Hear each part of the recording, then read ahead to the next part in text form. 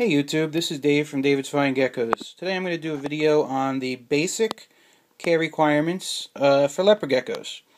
Now, every breeder has his or her own way of keeping their geckos, and when I was first starting out, I would watch other breeders' videos and read books, and I basically incorporated a little bit from everyone and made my own design that works best for me. And I'll show you how I do things here. Now, the most important things to remember about leopard geckos are temperature, water, food, vitamins, calcium, and of course a hide box. And that's it. If you can provide those things, your gecko will do just fine, provided it's a healthy gecko to begin with. Now, I want to urge people to not buy geckos from the big chain pet stores. The main reason is their geckos are mass-produced with no attention to genetic heritage, and usually the geckos are just genetically weak to begin with, and they wind up getting all kinds of parasites and diseases, and they generally don't live long. But I do want to urge people to check out the geckos in those stores every now and again, because new morphs pop out all the time. And you may spot a really strange looking gecko there that you've never seen before. In that case, I definitely urge you to buy that $15 gecko. Because you never know, you may have discovered the new leopard gecko morph that everyone's trying to find. But anyway, this is the way I keep things here at David's Fine Geckos. All my juvenile hatchling geckos are set up in a shoebox bin like this. Now I give them a water bowl. Of course. I give them a calcium/vitamin bowl, and I use Repcal exclusively. I use the Herptivite for their multivitamin, and I use the Repcal with vitamin D3 as the calcium supplement. Some breeders don't like using D3 calcium. I find there's no difference in the health of the gecko, and I'm not sure if it's been proven or not that geckos, and humans for that matter, essentially absorb vitamin D3 through the stomach very well. I know for a fact that in humans, you can take vitamin D3 supplements all day long, but it's not going to be as good as getting your D3 from the sun. And I know geckos are nocturnal. Most leopard geckos, I'm sorry, are nocturnal.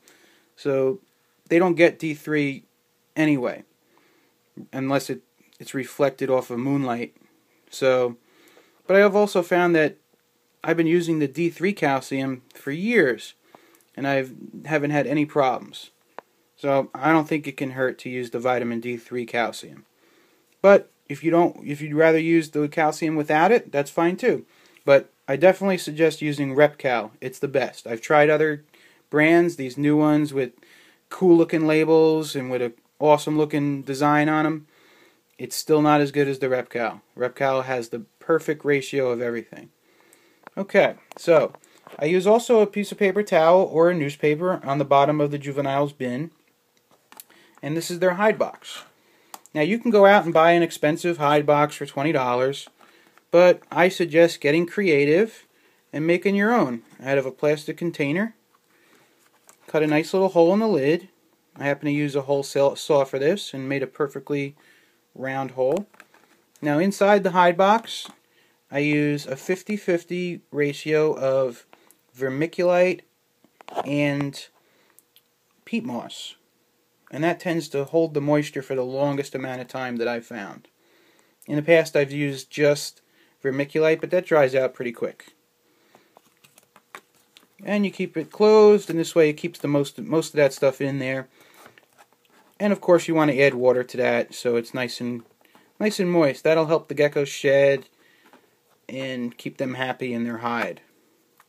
Okay, so once you have a nice little setup like that, you put your gecko in there and they should be very happy. Now you have to provide a heat source.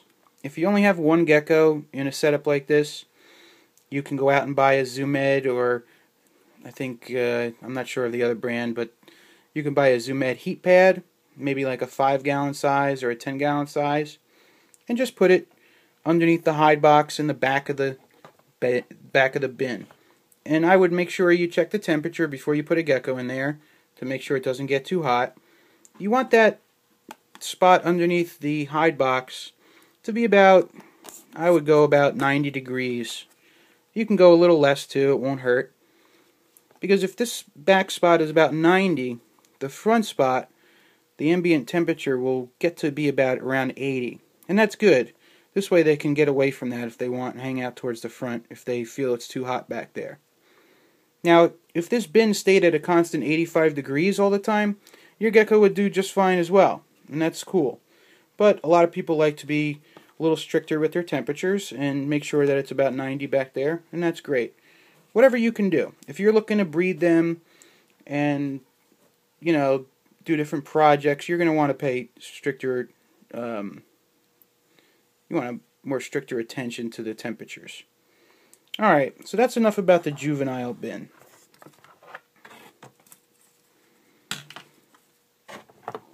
Now here is my adult bin. This is a Rubbermaid sweater box. And as you can see, it's got the water bowl and the vitamin calcium bowl here. Same type of setup as a juvenile. Only difference is I don't use any substrate on the bottom for the adults. And here's an adult hide. It's much bigger. And it's got the same 50-50 ratio of peat moss and vermiculite inside. I'm not sure if I can open it up here with one hand. It's a little tough holding the camera. But there you go. You can see inside.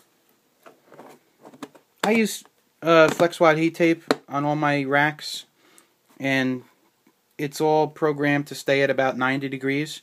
So always, the back side of all my bins is always about 90 degrees. Which, like I said, keeps the front side around 80. And that keeps them perfectly healthy and happy. So once you get your geckos set up, all done, go ahead and put a gecko in it. This one happens to be a big fat Trimper albino. Now this gecko is one of 200 or so that I have, female breeders. And she's definitely obese. And she kind of got away from me. I feed them all the same amount of superworms and crickets. And this one just put on weight way too quick. So it's not like I'm giving this one any special food. But this is about as fat as you want your gecko to get. So at this point, she's on a diet. She's going to get fed a little less from here on in. Okay. So if you guys have any questions about the basic setup requirements for geckos, go ahead and email me at davidsfinegeckos@yahoo.com. And you can check out my website at www.davidsfinegeckos.com. Alright guys, thanks for watching the video. If you have any questions, go ahead and ask. Please subscribe and leave me a comment if you would. And let me know what your channel is and I'll check it out. Thanks again. Bye-bye.